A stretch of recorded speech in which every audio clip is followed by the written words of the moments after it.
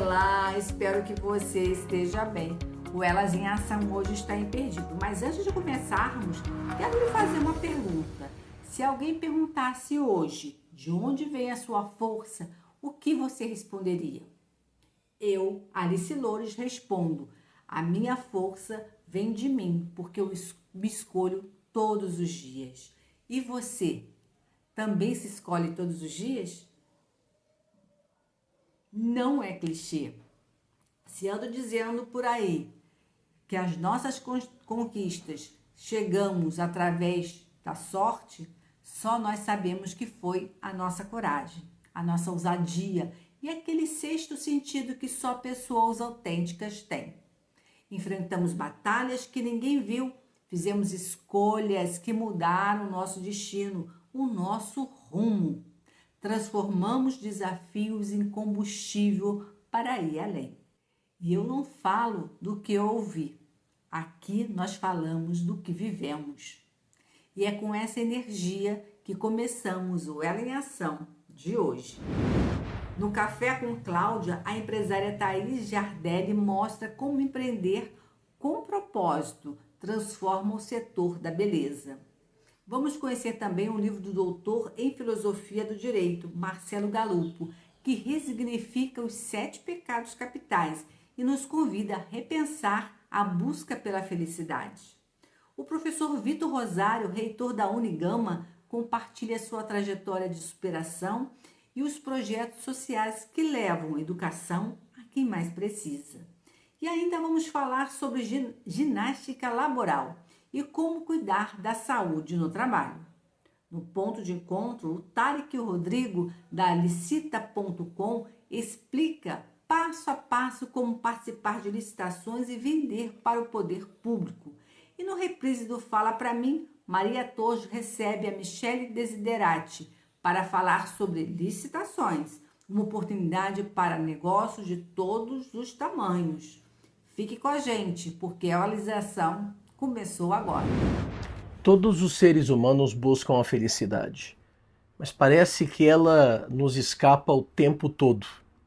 Tem gente que acha que casando vai ser feliz, tem gente que acha que é separando que vai ser feliz. A felicidade parece que está sempre em outro lugar. E às vezes nós temos a impressão de que nos entregando aos vícios, aos maus hábitos, nós vamos conseguir alcançá-la. E é exatamente o contrário que parece que acontece. Parece que quanto mais nós nos entregamos a eles, mais distantes nós estamos da felicidade. Ao longo da história do cristianismo, a igreja elaborou uma lista daquilo que ela chamou de pecados capitais. Pecados que são capazes de induzir-nos a outros pecados e que, por causa disso, acabam comprometendo a nossa felicidade. A ira, a inveja, o orgulho, a luxúria, a avareza, a gula, a preguiça, todas elas são defeitos morais que nós vivemos. Eu, nesse livro, 7 Pecados Capitais e a Busca da Felicidade, eu não faço uma investigação religiosa ou teológica acerca desses pecados.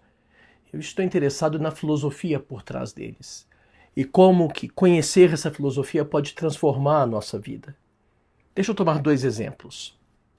A preguiça e a soberba, o orgulho, nem sempre foram chamados assim.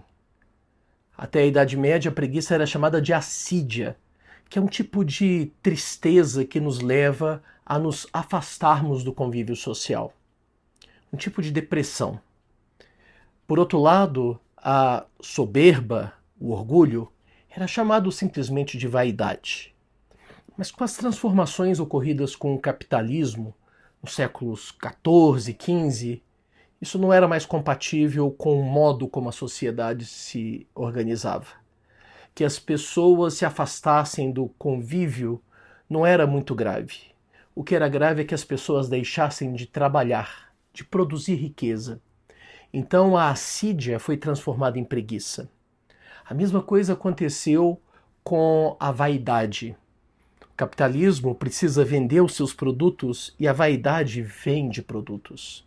Mas o excesso de vaidade, a soberba, passou a ser considerada um vício, um defeito moral.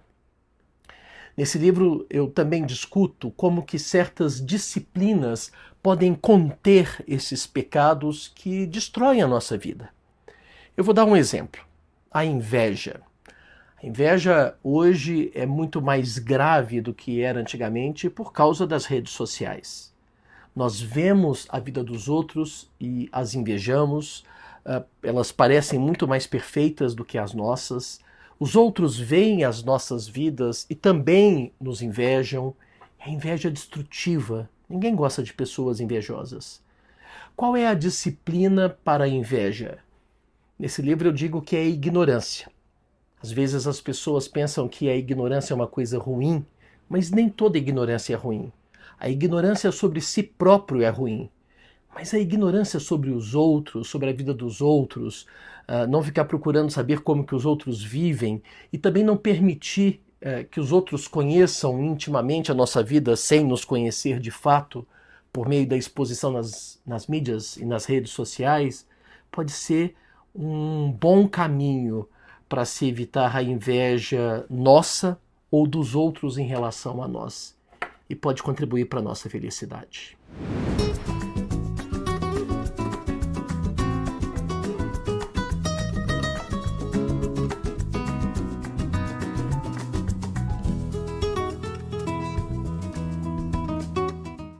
Olá, tudo bem? Sejam muito bem-vindos a mais um programa Fala para mim, fala para mim, fala para mim. Bom, hoje eu tenho a honra de receber a Michele. Michele, fala para mim, se apresenta, por favor, para o nosso público. Tudo bom, Maria? Prazer todo meu estar aqui com vocês.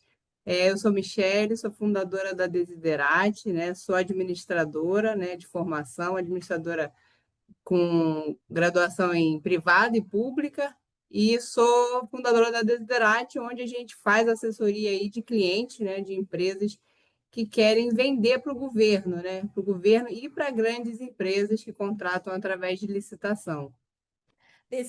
Aonde é que a licitação entrou na sua vida?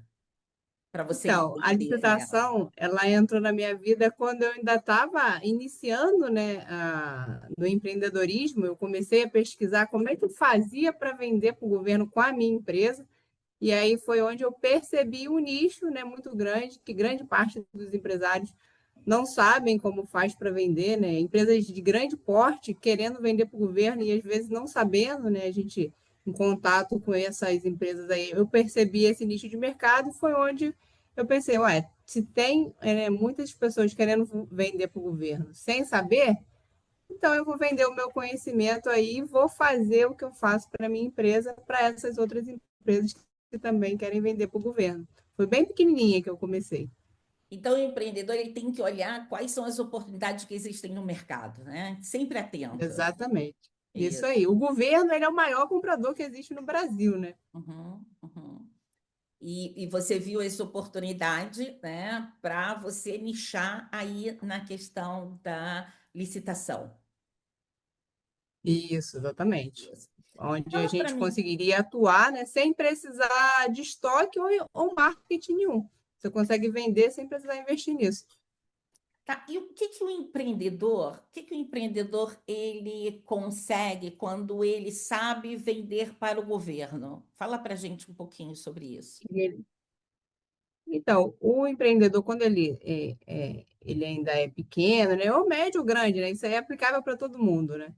Como tem muita oportunidade, né, e é tudo transparente, é tudo publicado, o empreendedor ele precisa ficar atento a essas oportunidades, né, e ele consegue exponenciar muito o faturamento dele, né, as vendas, consegue escalar o negócio dele sem precisar ter ali o produto em si já armazenado, porque ele vai ganhar a licitação e aí o governo, né, ele vai emitir a nota de empenho e aí só então, quando ele já tiver com esse documento na mão da entrega, né, do empenho em si, que aí ele vai fazer a compra, né, e vai fazer todo o processo ali da entrega.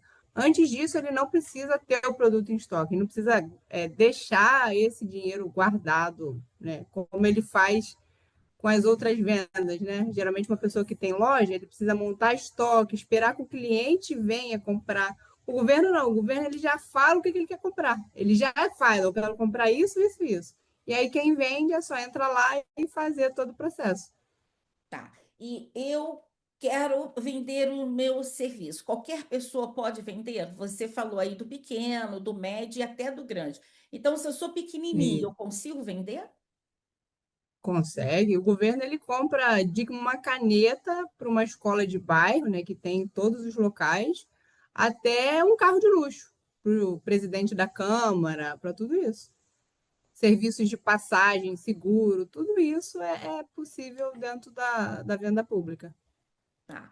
E qual o fator crítico de sucesso que você imagina para o empreendedor? Fala um pouquinho assim, tá? Maria Torres, eu estou assistindo falar para mim, quero fazer alguma coisa. Nós estamos falando com empreendedor, com empreendedora. Qual é a dica que você dá? O que que você diz o seguinte: olha, entra nesse ramo porque é vantajoso. Você já disse, é o maior comprador. Que mais? O que que me Uhum. cobiçaria a eu entrar para fazer licitação? Um grande diferencial que os fornecedores eles precisam ter, porque a licitação, geralmente, quem ganha é quem tem o menor preço, né? Quem está tudo certinho, com a documentação completa, né? Sem nenhuma dívida, essas coisas você não consegue vender se você tiver. Mas ganha quem tem o menor preço. Ou seja, se você tiver os melhores fornecedores, né? Com uma margem de lucro boa, né, bem trabalhada, você está enquadrado ali no melhor regime tributário, você tem uma vantagem competitiva, né? Por exemplo, você comprar direto do fabricante, né, sem ficar com vários intermediadores, você consegue disputar melhor o preço, né? E serviço, tem serviço para todo mundo aí no governo. Tá. Então, eu preciso olhar, preparar esses fornecedores, trabalhar com Exatamente. eficiência operacional, né? Eficiência operacional, Isso. vejo de ponta a ponta, e aí eu vendo para o governo. Agora, existe assim uma coisa que as pessoas dizem assim: o governo demora muito a pagar, né? E Uhum. faz, e é isso mesmo? Como é que é? Fala pra gente. Então, existem, né? Isso aí, o governo ele é muito burocrático, né? Por ele ser um órgão público, né? Ele tem várias regras ali que ele precisa seguir para ele poder pagar alguém, né? A nota fiscal tem que estar emitida corretamente, né? A gente pega muita empresa com nota fiscal emitida incorretamente. E aí, ou seja, enquanto você não acertar aquilo ali, ele não vai te pagar. Se a sua documentação também tiver com algum problema, né, de dívida, dívida municipal, dívida estadual, ele também vai segurar até você acertar. Ou seja, pode acontecer realmente atrasos, né? É real e muito comum, tá? Por isso que a empresa precisa se preparar, ter um caixa ali, né? Ela contemplar um caixa para eventuais atrasos. Mas é difícil você ver, assim, deixar de pagar, tá? Pode acontecer por erros, aí tem que avaliar o que aconteceu na situação, mas atrasos podem acontecer. Tá? A empresa precisa se preparar para possíveis ocorrências. Tá, então a empresa que vai entrar nesse ramo, ela precisa ter clareza que ela precisa ter um fluxo de caixa ali, né? Para ela Exatamente. poder esperar um pouco, porque, claro, né? A documentação isso é básica, né? Documentação isso é É, básico não somente para governo, mas várias tá empresas também privado. privadas estão exigindo, né? Até por uma questão de compliance, precisa aí ter Isso. todo o processo, tudo certinho, né? Tanto no estado, Uhum. quanto no município, quanto federal, ter tudo certinho. Às vezes é muito interessante isso que você colocou, que reclamamos, mas reclamamos por um erro até nosso, né? Até nosso, Sim, porque sim. não sabemos Uhum. como é que. Às vezes, quem vai fazer essa documentação toda são pessoas que elas não entendem direito, né? Não sabem como funciona o processo, ou seja, vem de ponta a Exatamente. ponta.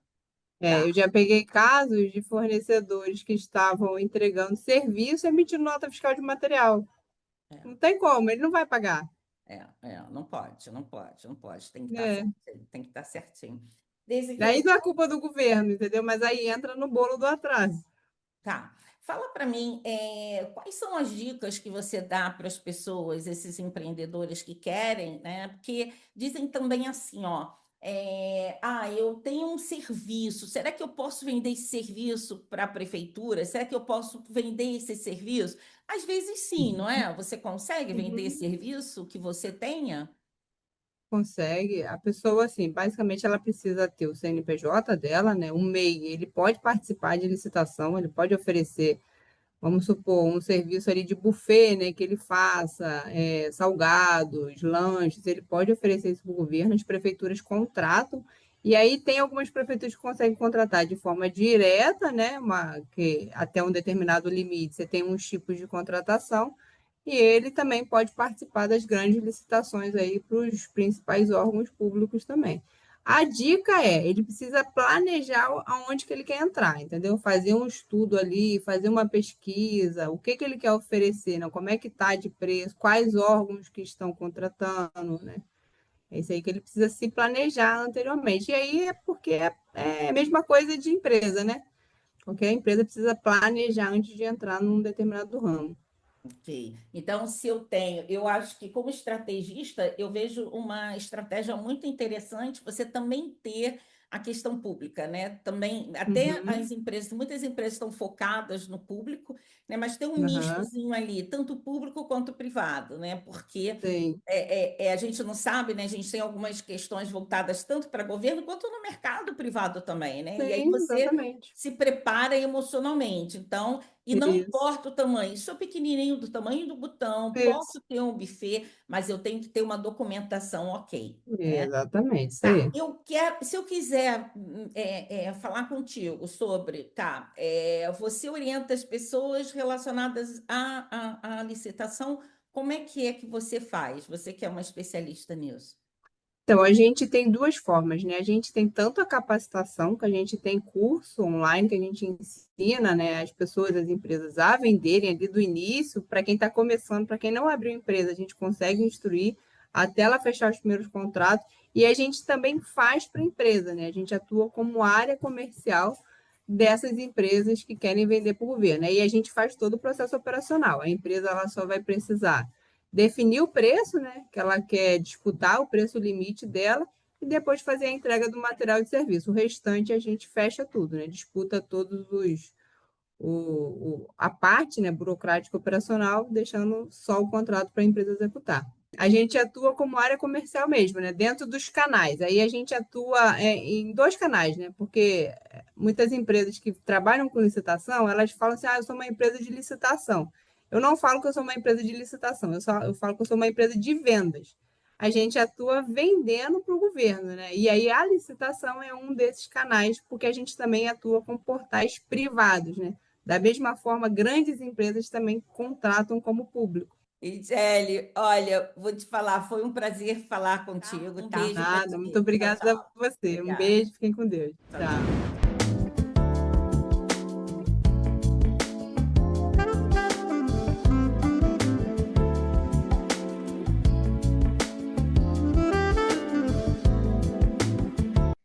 Muito boa tarde, pessoal. Hoje o nosso café tem uma companhia muito especial.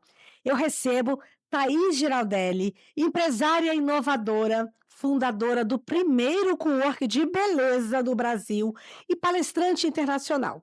Ela é referência quando o assunto é empreender com propósito no setor da beleza. Quer se inspirar com essa história? Muita coisa interessante. Então, pega seu cafezinho e vem com a gente que nós vamos te mostrar. Thaís, você tem uma trajetória impressionante, mas me conta como foi o seu primeiro passo para entrar no empreendedorismo da beleza. Cláudia, com muita honra, eu queria te dizer que nós compartilhamos a mesma profissão, né? Que inclusive também era uma paixão minha. Mas eu percebi que. Sabe quando a gente acorda cansado? Aquela coisa de Sim. manhã? Então, assim, eu larguei, eu fiz uma mudança de carreira. Então, mudei o direito e fui fazer. Comecei com maquiagem. Foi uma das melhores escolhas que eu fiz na minha vida. Nossa, que coisa bacana, né? E na sua visão, o que torna esse setor tão fértil para quem quer empreender? Porque muitas pessoas têm esse medo, né? Será que eu encaro essa transição de carreira? Exatamente. Muitas pessoas perguntam sobre transição de carreira, né? Mas a área da beleza, ela sempre vai ser um setor muito lucrativo, porque está impactando na autoestima, que é o que a gente investe, na nossa autoestima. Então, a mulher, ela pode estar sem dinheiro, mas ela vai fazer a unha, ela vai fazer o cabelo, ela não vai deixar, porque é isso que acaba sustentando ela, né? Que é muito importante. Então, é uma área que é difícil ter queda. Então, pode vir, pode vir. Não, e gente, a autoestima é uma coisa que a gente fala muito aqui no quadro, porque assim, uma mulher com autoestima baixa, ela não faz nada. Ela não procura seus direitos. Ela não busca empreender, ela não faz nada. A autoestima é de uma enorme importância, seja para defender os seus direitos, seja para empreender, crescer, né? Isso é muito importante. E uma coisa muito interessante é que a Thaís criou o primeiro coworking de beleza e foi super inovador. Quais foram os maiores desafios para tirar isso do papel? Porque, gente, é uma ideia brilhante. Coworking, ele resolve muitos problemas das empreendedoras, principalmente no início.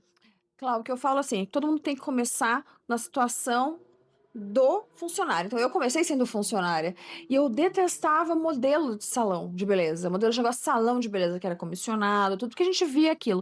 As manicures detestavam atender até mais tarde, e aí todo mundo de cara feia, achando que estava trabalhando para o patrão e não para si. E eu falei, bom, e se elas trabalhassem para si? E foi o que aconteceu. Aí nós fazíamos um valor fixo, né? Nós fazemos até hoje, né? O valor fixo. E se ela ganhar 1.000, 10.000, 100.000, é problema dela. Ela vai pagar os mesmos R$ 500.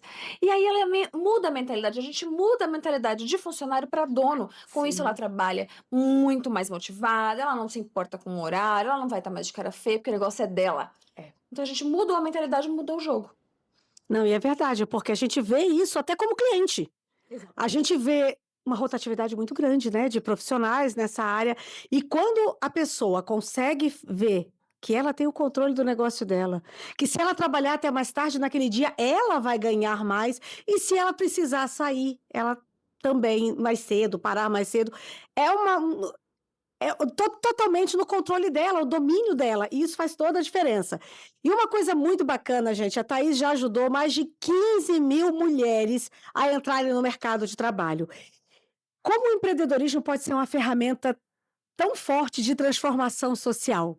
Nossa, isso é um dos pilares da empresa aqui, né? Então a gente sempre faz aulas voluntárias para as mulheres em situação de vulnerabilidade. A gente cede tudo, todos os kits, tudo, para ela realmente ter uma oportunidade, né, de ganhar o seu dinheiro. Porque a gente sabe que a questão financeira é o que faz com que a mulher fique presa numa relação abusiva, que ela fique numa casa, numa situação deprimente. Então, quando ela percebe que ela tem aquele poder, né, tudo muda na vida dela.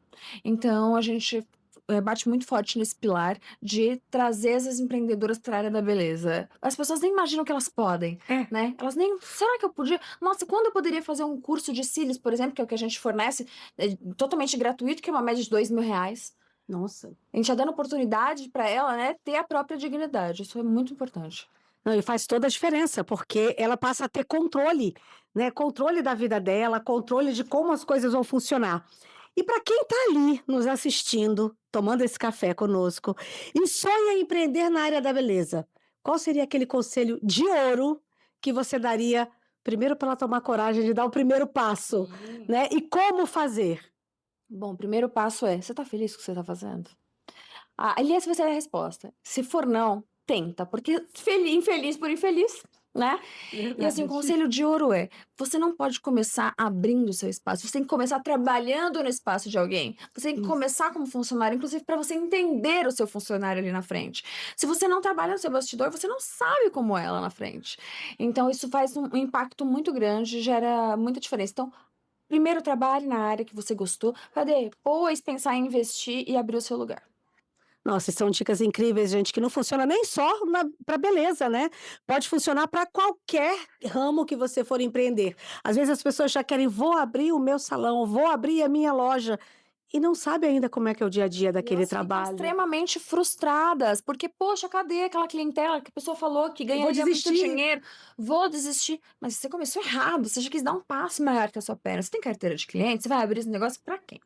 Né? Pois é. Então, uma coisa legal disso é investir num coworking. Por quê? Lá dentro, o que que a gente faz? A gente vai girando a carteira de cliente de uma das outras. Então, a manicure tem uma carteira de cliente, a outra tem outra, a menina que faz os cílios tem outra, a massagista tem outra, e a gente vai fazendo esse marketing orgânico. Sim, e acaba que uma puxa a outra, uma ajuda a outra.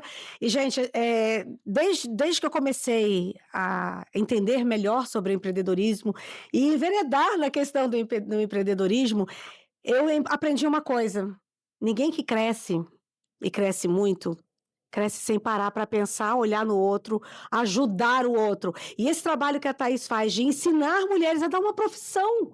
Ela pode estar numa situação, num relacionamento horroroso, não tem como sair. E isso vai fazer muita diferença na vida delas, né?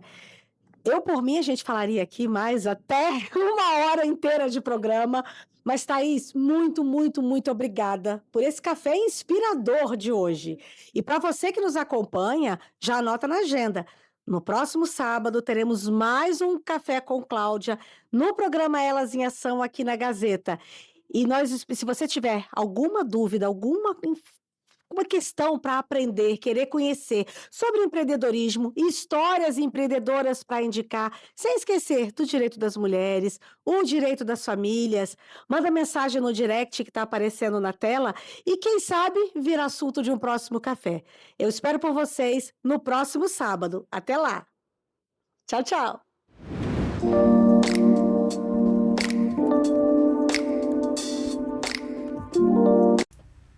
Olá, quero compartilhar com vocês minha paixão pela literatura e pela escrita, bem como pelo empoderamento das mulheres. Sou Bela Sarquis, escritora, poetisa e palestrante. Sou idealizadora e organizadora do projeto Mulheres em Transformação, que visa ajudar as mulheres a se reencontrarem. Meu novo livro de poesias motivacionais é uma reflexão sobre a jornada de autoconhecimento e transformação de muitas mulheres, o que muitas mulheres enfrentam e que surgiu com o mesmo propósito, ou seja, ajudar as mulheres a se reencontrarem, a se redescobrirem consigo mesmas. Paralelamente a isso, sou a nova representante do quadro Hora do Livro por Isadora Valadares em Portugal. Agradeço o convite. Além também de ser a representante da Editora Mágico de Oz na China, onde estamos desenvolvendo um projeto de intercâmbio literário entre o Brasil e a China. Estamos organizando nosso primeiro encontro da língua portuguesa na China, que contará com a participação de brasileiros que moram lá e chineses que estudam o nosso idioma. E também no final deste mês de agosto estarei no Brasil, em Balneário Camboriú, participando de uma imersão cultural também organizada pela Editora Mágico de Oz. E durante o evento faremos uma cobertura completa e teremos um material glamouroso e estou muito ansiosa para deixar aqui o material todinho para vocês. E compartilhar, é claro, dessa experiência de mostrar de como a arte e a literatura podem unir pessoas e culturas. Aqui, o meu livro solo, o meu primeiro livro solo, Poesia da Alma. O meu segundo livro, como eu falei para vocês, está sendo produzido e editado e vai ficar maravilhoso, tenho certeza disso. E aqui, mais algumas antologias das quais eu participei como coautora. São várias, gente. Aqui só algumas, tá? Ó, algumas das antologias. Então é isso. Agradeço a oportunidade e espero poder compartilhar minha paixão pela arte e o meu propósito de solidariedade. Até mais.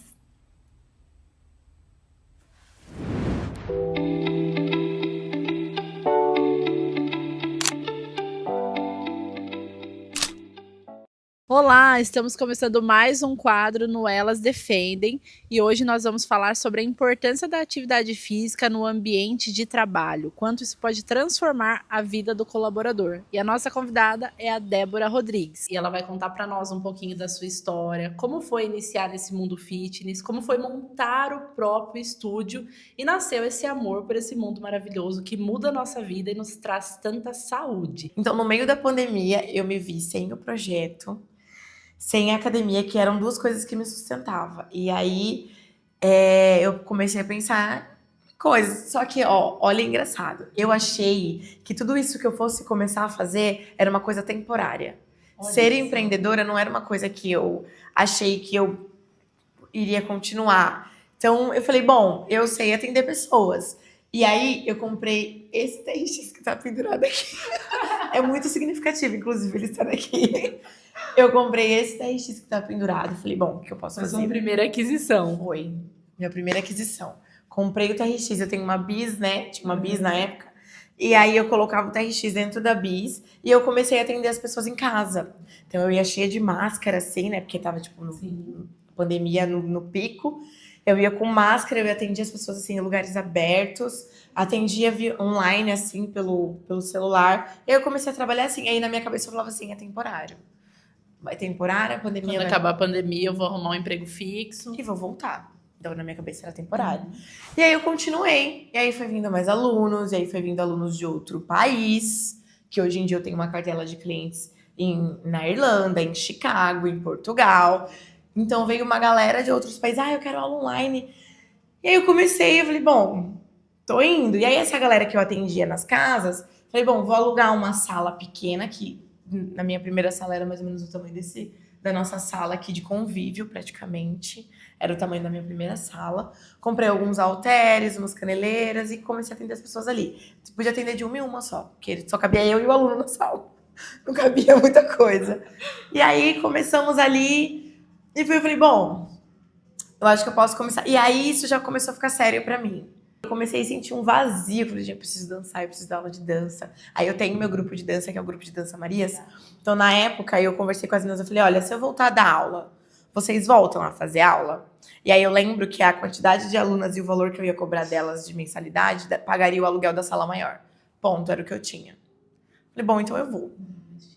E aí fui, abri a sala maior, começou a chegar mais gente, comecei a sentir a necessidade de ter mais alguém na equipe, contratei a Alana, que é a professora que tá com a gente até hoje também. Chegou a Alana, depois disso chegou o Will, e aí foi vindo, aí eu vim pra cá e aí foi abrindo, assim, hoje em dia é um sonho, hoje em dia é o meu sonho realizado. Mas algo também que é um diferencial seu hoje são as palestras. Então você não faz a diferença na vida das pessoas só de forma individual aqui no estúdio. Sim.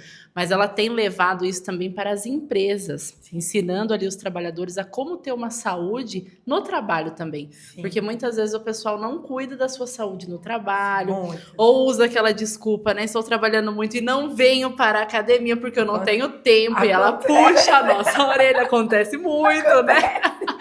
Então, como que é essa sua ajuda, essas suas palestras para os empresários? Eu fui convidada a dar a primeira palestra numa empresa em Tietê, e eu comecei a elaborar o trabalho e falei, bom, vamos lá. E aí eu comecei a estudar, na faculdade era uma das matérias que eu mais gostava, era ginástica laboral, eu sempre gostei muito. E aí fui dar essa palestra, e aí eu comecei a perceber que tem esse déficit mesmo nas empresas, né? É um grande número de pessoas, e eu falo pela minha mãe, eu tive isso em casa, minha mãe é costureira, então ela passou muito tempo costurando, muito tempo numa posição só, com a cabecinha baixada, não tinha tempo de... É isso, né? Eu trabalho muito, não tenho tempo, tenho que cuidar da casa. Então isso eu falei, bom, não é só na minha casa, é na casa de muita gente que acontece. E aí quando eu fui dar a palestra, na verdade foi uma conversa. E a galera ia levantando a mão, falava, você se cuida? Quanto tempo você passa com a cabeça abaixada? 8 horas por dia. Você sente dor aqui? Sinto. Vamos fazer o seguinte. E aí eu levei uma prática de 10 minutos. Que assim, coisas muito simples. Quem não tem 10 minutos, né? Exatamente, coisas muito simples. 10 minutos que a própria empresa pode ó, aqui você vai parar 10 minutos e vai fazer isso, né? E tem algumas empresas que oferecem isso. E esse foi o nosso quadro de hoje, e no próximo programa vocês vão acompanhar de forma prática as atividades que a Débora vai ensinar vocês, que pode transformar a sua qualidade de vida no ambiente de trabalho. Então acompanhem, até o próximo quadro. 1, 2, 3, 4.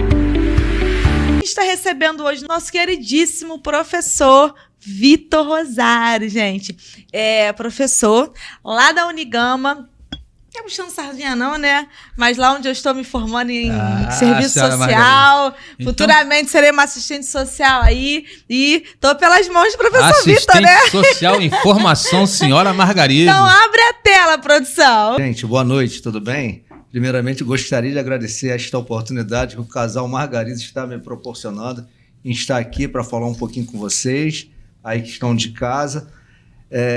Como a professora falou, como a Margarida falou, eu sou lá da Unigama, trabalho na Unigama já há 16 anos, e é um prazer enorme estar aqui prestigiando esse canal que é maravilhoso. Meu nome é Vitor Hugo Rodrigues do Rosário, eu sou conhecido como professor Vitor Rosário. Hoje eu tenho 62 anos de idade, sou nascido na rua São Miguel, na comunidade do Borel, sou carioca da Gema e sou um apaixonado pela educação. Sou filho de uma família que são uma família descendente de portugueses, né? Meu pai era português, minha mãe filha de português. Nós somos 3 irmãos, Valéria, Luciene e eu. A Valéria e a Luciene, nesse período da pandemia, partiram, foram para o céu, e eu estou aqui firme e forte, trabalhando na área da educação. Trabalho praticamente há 22 anos na gestão do ensino superior, já trabalhei em outra universidade, hoje estou no Centro Universitário Gami Souza. Eu espero que vocês estejam me ouvindo bem, me entendendo bem, porque até há pouco tempo eu estava sem falar. Eu fiz um trabalho de fonoaudiologia para voltar a falar, porque durante a pandemia eu também fui contaminado. Caramba. E eu estubei. Eu estava entubado, eu puxei o tubo e eu perdi a fala. E a gente vem recuperando a fala, rapaz. Vem recuperando a dinâmica da fala. Estava assim, um pouco debilitada, porém me sinto muito à vontade de estar aqui e muito feliz por estar desenvolvendo um trabalho na área da educação. Um trabalho voltado principalmente para os aspectos sociais que a educação representa, e sou um apaixonado pela educação e sou um defensor da educação de qualidade. Não adianta ter só educação, tem que ser educação de qualidade para formar a pessoa enquanto cidadão, formar também a pessoa pedagogicamente para que ela tenha acesso ao conhecimento, a transmissão do saber, e também formá-la para o mercado de trabalho, preparar as pessoas para o mercado de trabalho. Esse é o professor Vitor Hugo, assim, brevemente falando, que atua na área da educação, que veio de uma família muito pobre, e eu sou muito grato à educação, porque a educação transformou a minha vida, e eu estou aqui hoje para te convidar a estudar. Eu estou aqui hoje para fazer um trabalho de sensibilização, para te convencer que o melhor caminho para vocês crescerem como pessoas, para que vocês se qualifiquem, é através da educação. Se você só tem o ensino fundamental, está na hora de estudar no Fundamental 2, no ensino médio. Se você já concluiu o ensino médio, está na hora de você ir para a universidade. E nós proporcionamos essa oportunidade para todos. Eu trabalho numa instituição. Na verdade, eu quero fazer um parênteses. Atualmente, eu estou licenciado por conta de um projeto que eu tenho pela frente, mas a instituição que eu trabalho, a gente desenvolve um trabalho de inclusão. A gente promove o ingresso de muitas pessoas que jamais se imaginaram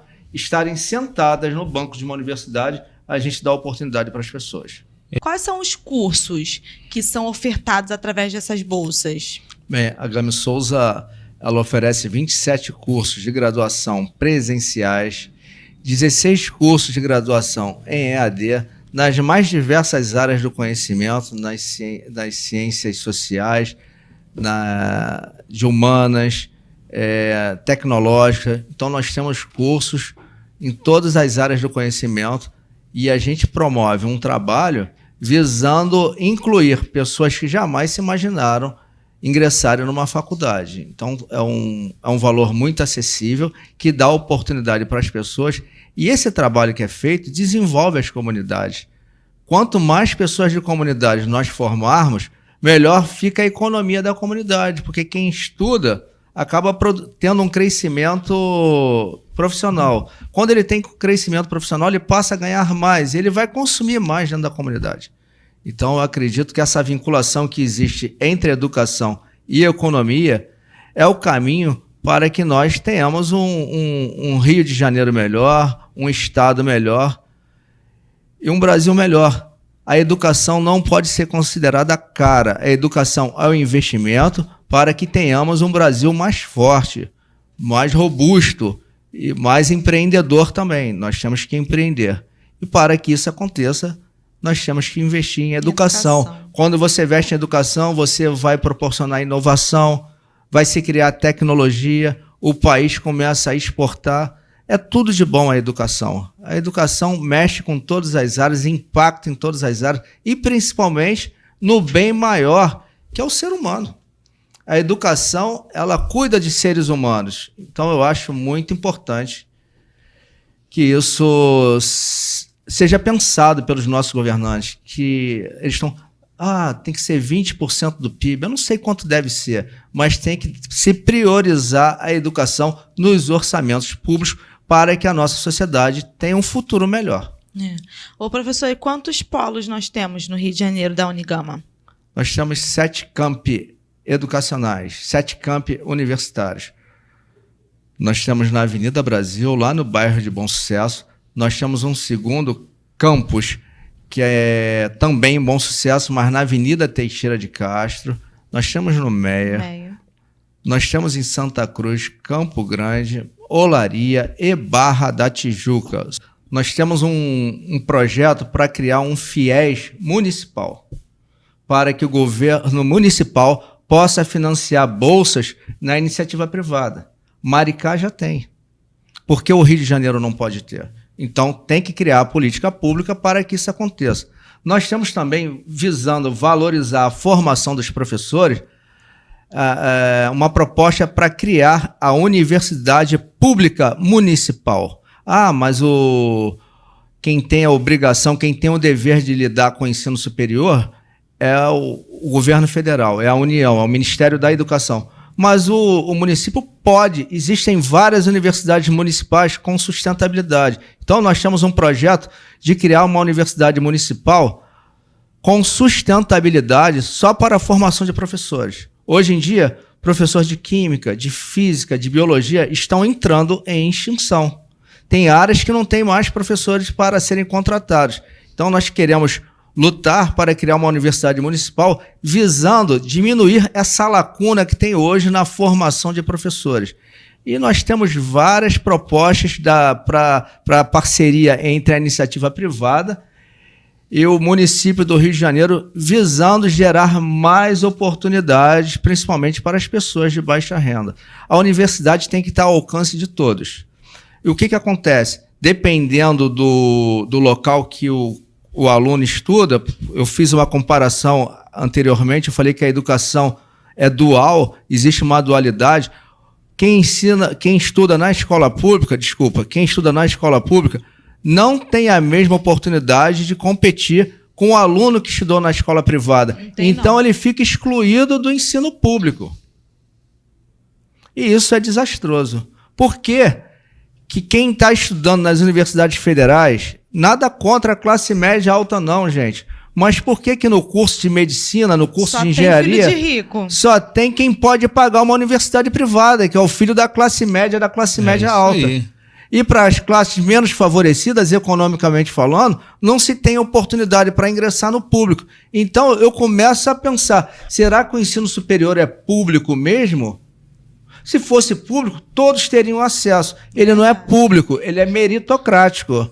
É quem tem uma nota mais elevada no Enem, e quem não consegue alcançar essa nota fica fora do ensino público. Então, quem poderia pagar uma universidade privada de qualidade está estudando na pública, tirando o lugar de quem efetivamente precisa do ensino público, porque não tem condições de custear os seus estudos. Existe esse, digamos assim, um contrassenso no ensino superior no que tange ao seu ingresso. Então, hoje, você vê a classe média, isso depende do curso. Medicina. A classe média que estuda no curso da Universidade Federal, na Universidade Estadual. A classe menos favorecida, a classe C, não tem acesso ao ensino público, porque ele é meritocrático. Em outros países, o aluno termina o ensino médio e, sem concurso, ele ingressa direto na universidade sem concurso. Aqui o ensino superior é meritocrático, porque, pelo que está na Constituição Federal, o Estado só tem a obrigação, ou melhor, o dever de ofertar a educação básica para todos. Na verdade, é um dever do Estado e da família. O ensino superior, segundo o artigo 208 da Constituição Federal, que eles consideram o nível mais elevado de educação, ele tem que passar numa prova. E quando ele passa numa prova, diante da discrepância que existe hoje entre a educação básica pública e a educação básica privada, quem ocupa os melhores lugares... É até covardia, né? Minha gratidão, professor, por ter aceitado o nosso convite de estar aqui com a gente nessa noite. Um grande abraço para toda a instituição da Unigama. E é isso, gente.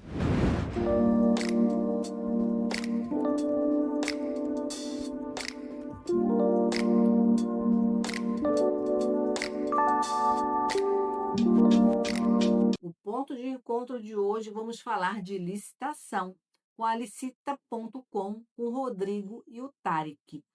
O nosso foco aqui é ver o perfil do mercado e o processo de habilitação. Rodrigo, como começou sua trajetória com o mercado de licitações e o que te motivou a empreender nesse segmento tão específico? Olá, Alice. Minha trajetória começou de forma prática. Eu já trabalhava na área administrativa e eu percebi que muitas empresas perdiam grandes oportunidades por não entender como funcionavam os processos licitatórios. Isso me despertou uma curiosidade, porque se o governo é o maior comprador do país, por que tão pouca gente aproveita essa oportunidade? Então eu resolvi analisar os editais, estudar as leis e começar a participar ativamente dos processos. Conforme eu fui obtendo resultados, eu resolvi montar a consultoria e oferecer para outras empresas para que elas começassem a vender para o governo de forma estratégica, segura e rentável. Porque quando a pessoa tenta entrar nesse mercado sem saber o que está fazendo, ela pode sofrer sanções do governo. Para quem está começando do zero, o que é uma licitação e quais os primeiros passos para uma empresa se preparar para participar? A licitação é o processo que o governo usa para comprar produtos ou contratar serviços de empresas privadas. E para começar, o primeiro passo é regularizar a empresa, ter um CNPJ ativo, definir a área de atuação e depois é fundamental entender como ler um edital, verificar quais são os requisitos que estão sendo solicitados naquele processo. Depois, cadastrar a empresa nos portais oficiais de compra e, finalmente, se preparar, se planejar para o dia da disputa. Quais os documentos básicos e necessários para uma empresa se habilitar a uma licitação pública? A empresa precisa apresentar certidões negativas no âmbito federal, estadual, municipal e trabalhista. Também precisa apresentar regularidade no FGTS, no INSS, enviar o contrato social atualizado. Em alguns casos, apresentar também licenças e atestado de capacidade técnica. Você acredita que pequenos empreendedores, inclusive os informais ou MEIs, têm as chances reais de vencer licitações? Sem dúvida, o governo ele reserva uma parte das compras exclusivamente para MEIs, micro e pequenas empresas. Então, mesmo começando pequeno, é possível crescer nesse segmento. Eu gostaria de agradecer o convite e o espaço no ponto de encontro. Eu gostei bastante. Agradeço a atenção de todos. Agora vamos falar um pouquinho sobre o foco nos benefícios, estratégias e visão de futuro com Tarek. Tarek, quais são os benefícios concretos que um pequeno ou médio empreendedor pode obter ao participar do mercado de licitações a curto e médio prazo? Primeiramente, gostaria de agradecer o convite, o espaço aqui no ponto de encontro. E quanto aos benefícios, eu entendo que um deles é manter a documentação básica da empresa em dia. Porque os processos de licitação, eles exigem que a empresa tenha sua documentação toda em dia para participar. Então acaba que a empresa, por manter a documentação em dia para vender para o governo, ela mantém a sua documentação também nos seus processos normais, sem ser vendendo para órgãos públicos, vendendo para a empresa privada. Um outro benefício que nós vemos é que gera-se um novo canal de vendas para a empresa e que tem previsibilidade de receita. Por quê?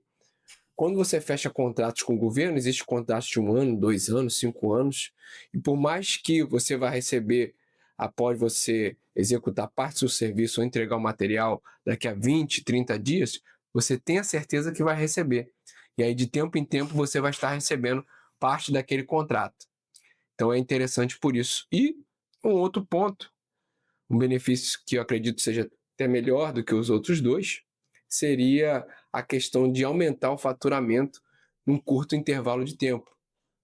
Porque o governo compra e compra valores altos, né?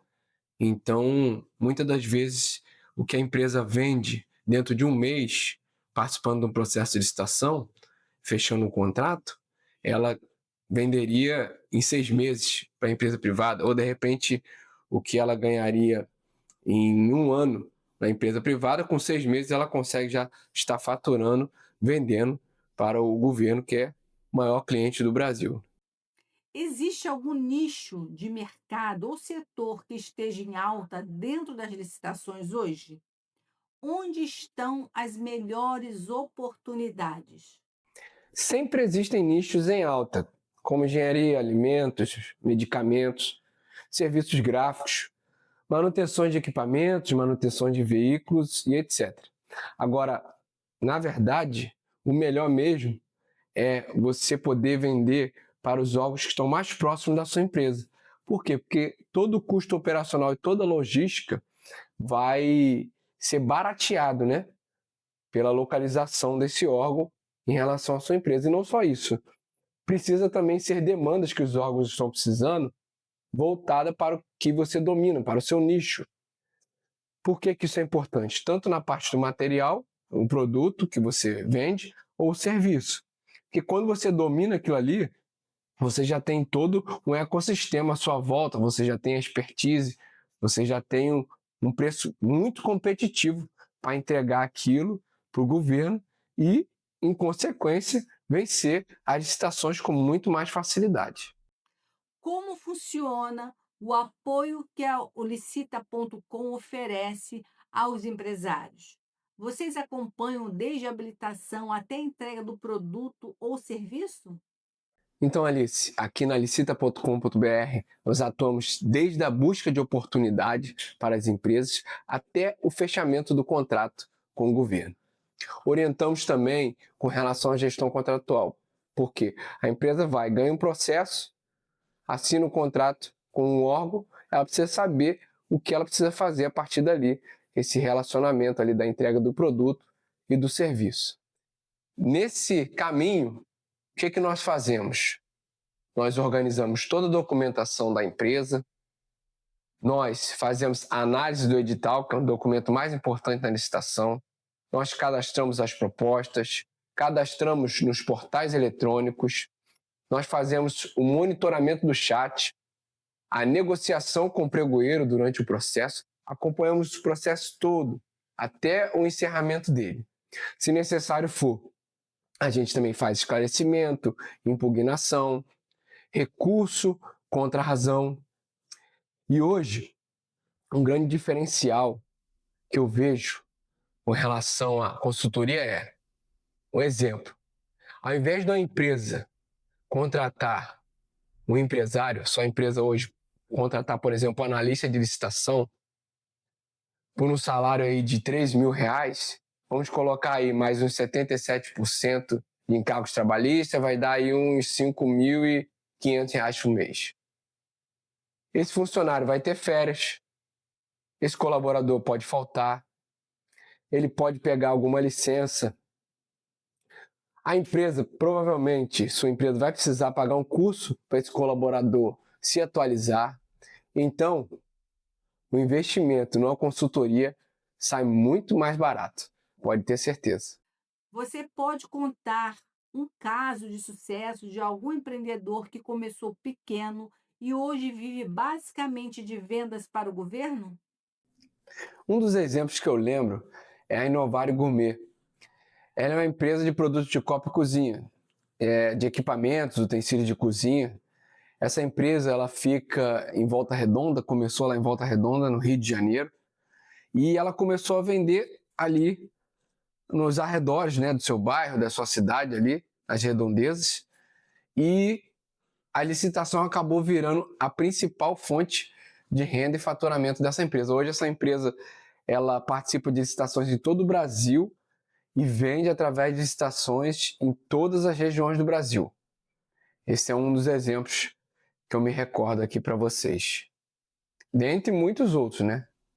Para quem está nos assistindo agora e quer começar, qual o conselho de ouro que você deixaria para entrar com segurança e estratégia no mercado de licitações? Planejar, documentar a empresa, ter uma rede de contatos caso você não seja o fabricante ou o prestador principal daquele serviço, e utilizar as tecnologias que existem para esse mercado hoje em seu favor.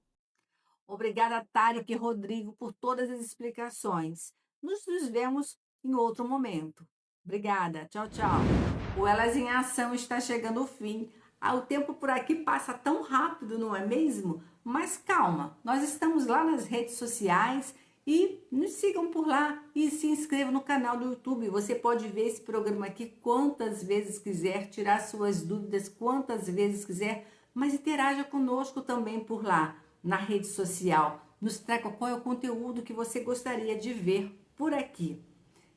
Nos vemos no próximo sábado às 15h30. Tchau, tchau.